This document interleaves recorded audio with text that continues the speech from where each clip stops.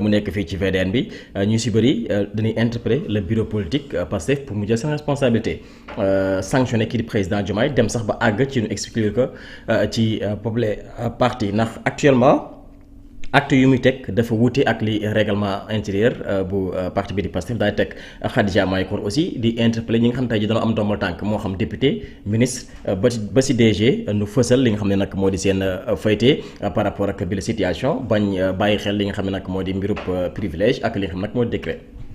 Sylla pour la première fois dans l'histoire politique du Sénégal mu am un parti politique di parti opposition génn ci opposition bi ñëw ñenn ñi sax ci seeni responsable ñu def leen ci kaso bi ñu génn ñëw dem élection gagné avec 54,% dès le premier tour ñu génn pour la première fois dans l'histoire politique du Sénégal mu am parti bu mu ñëwee noonu ñëw accéder au pouvoir noonu benn ak tout ce que cela comporte maanaam ki nga xam moo doon candidat bi nekkul candidat bi mais mu désigner nit ne diw la ñu fal ko ci ak anam bi ñu ko falee mu ñëw au pouvoir pour la première fois dans l'histoire politique Sénégal mu am mais aussi ma wax la nii tey pour la première fois dans l'histoire politique du Sénégal mu am un président de la République boo xamante ni parti opposition bi nga xamante ni moom la bokk porte ko au pouvoir mu ñëw au pouvoir mu ëlbatiku moom nekk ci pouvoir bi retourner dem opposition ànd jeeg opposition pour la première fois dans l'histoire politique Sénégal lu mel noonu am fa man maa ngi koy soog a gis pour la première fois nga dummóoyu sa parti boobu dem aligné ak ñi nga xamante ni tey ñoo nekkoon di la ñi nga xamante ni ñoo doon jonganteeg yow ci élection présidentielle yi nga dem aligné ak ñoom pour la première fois ma mës a gis lu mel noonu fii ci Sénégal léegi yaa ko wax léegi teg na njëkkoon na teg acte bi mu njëkk a teg mooy démettre ki nga xamante ni moo doon coordonnatrice su Diomaye président di Aïda Mbodj ñëw indi nee na Mimi Touré te amu ci prérogative pour def ko doon prérogative bam pour mu démettre wala di teg keneen benn weesu nañ foofu mu demander à ce que ñu massifier boobu ba léegi ñi ngi massifier ñi nga xamante ni ñi opération de massification boobu ñuy def kan la ñuy woo ñan ñoo nekk Diomaye président rare fois ngay gis ñoo xamante ni tey ña nga ca Pastef wala ñoo xamante ni c'est des hommes loyaux jóge feneen ñëw adhéré si foofu nga xamante mooy Diomaye président Diomaye président ba ña nga say gis ñuy recevoir boobu ba léegi ñi nga xamante ni tey dañu nekkoon fële ci Macky Sall wala ñu nekkoon ci beneen parti boo xamante ni parti opposition la woon doon jongante ñu gañe leen ñu ëlbatiku ñooñu lay actuellement nii di indi ñoom lay indi mais amu ci keneen ku bees koo xamante ni waaw loolu pratiquement de gis naa ko pour l'instant loolu am na bu ñu demee tey ba ñu ne dañu teg siège bi ubbi nañ ko teg ko siège ku ko ubbi xam ni pour politique la siège ku ko ubbi xam ni pour créer soit mouvement la wala sa parti loolu moo am nañ waxante dëgg disons les choses telles qu'elles sont Diomaye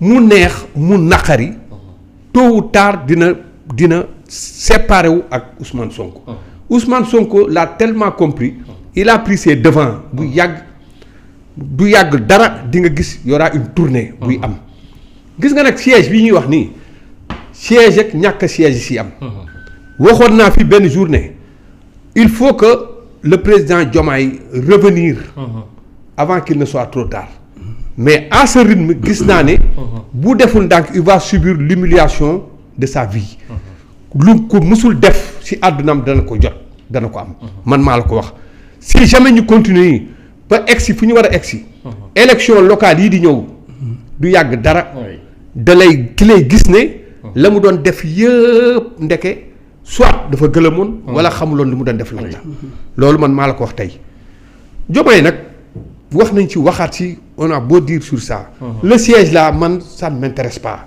siège bi xëy na ñu muy intéressé wala ñi nga xamante ni ñoom lay surprendre mooy ñi nga xamante ni tey ñoo nekkoon ak moom àndoon ak moom tem ba egsi fii lii am seen kaw xëy na peut-être ñooñu dinañ am tuuti déception leneen li si topp Khadija Mahécor a parfaitement raison de dire kii na responsabilité jël seeni responsabilité ñu jëlee fi Diomaye ci parti bi dàq ko c'est normal parce que nag charte parti bi seeni charte parti moo wax ne un militant boo xam ne dafay def ay action fractionniste lii yoon mooy ñu génne ko ci parti bi. Khadija dafa interpeller ministres yi ak DG yi. je sais les ministres et les DG daf ci am nag il faut nag nga comprendre benn affaire ministre DG yi tu peux être ministre et ne pas être un membre du parti wala tu peux être ministre et ne pas être un membre par exemple un membre boo xamante ni da nga bokk ci.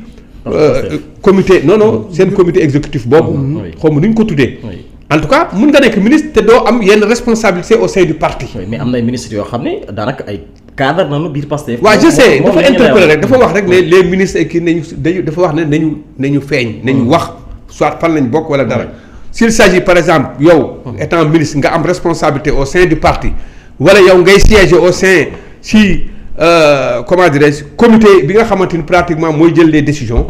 soit nga déterminé wu nga wax wala dara ñu jël seeni position mais man je parle dans le cadre général damay wax ne fonctionnement parti nu muy doxee en tout cas seeni charte parti moo wax ne képp koo xamante ni militant nga di def ay action fractionniste dàq nga sa bopp parti bi dañ nga war a génne comme léegi Diomaye étant militant simple mi ngi def ay action di prouvé wu ci pouvoiru président di def li muy def nii en tant que militant te génnul boppam c'est normal que parti bi jéem a xool statut ci cas am comment faire pour dàq ko parce que le même cas yu mel ni amoon na fi am na comme si njëkk am ñu dàq ko pourquoi pas moom aussi ñu dàq ko loolu mooy li njëkk li léegi nag dàq bi nan lay demee est-ce que nañ ko dàq est-ce que duñ ko dàq est-ce que beneen stratégie la ñuy tëral loolu c'est du ressort du parti Pastef ñoom ñoo xam mais daal li am ba am daal mooy lenn lii ji Diomaye di def lii Mimi Touré di def Diomaye daanaka mën naa wax ne moo ko presque endossé parce que nit mënoo nekk fii nekk président de la république poser benn acte génnee communiqué comme quoi ne kii maa ko fi teg ba pare ne ko jox ko ay directives ne pour mu def loolu directives yooyu mun naa wax ne moom si la nekk comme mi ngi si nekk ba dem ba ubbi siège ñu ngi wax sax nan siège bi xaw ma fay nañ ko 2 ans dara wóoruma ci ma jamal ma wax loolu. xam nga fay nañ ko 2 ans dara wus man kooku wax noonu moom bon vraiment ay waxam man. du ma ko apporter crédit fay na ñaari at yi yëpp. waaw fay na 2 ans ak fayu 2 ans l'essentiel ñun lu am solo bu am solo gis nañ jax nañ daal. siège boo xam taxaw na. benn méngoowul ak couleur parti Pastef. benn ñaareel bi aussi photo bañ fa def. photo officielle la. photo officielle bi la. oui bii moom la demee woon campagne ça c'est grave. oui présidentielle photo bi la woon. bon même bu fekkee présidentielle photo bi la woon. ça veut dire kon ñoom am na loo xamante ni. am na lu muy wane fii déjà moom rek lañ fi wane. gis nga photo bi bu fekkee présidentielle la woon moom ak Ousmane Sonko lañ tegoon. ba ñuy wax Diomaye mooy Sonko mooy Diomaye. kon dañoo dagg.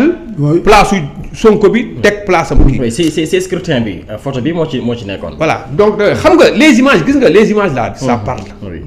maa ngi lay rappeler dinaa la jox benn histoire. tolloon nañ fi benn période ñuy dem élection législative.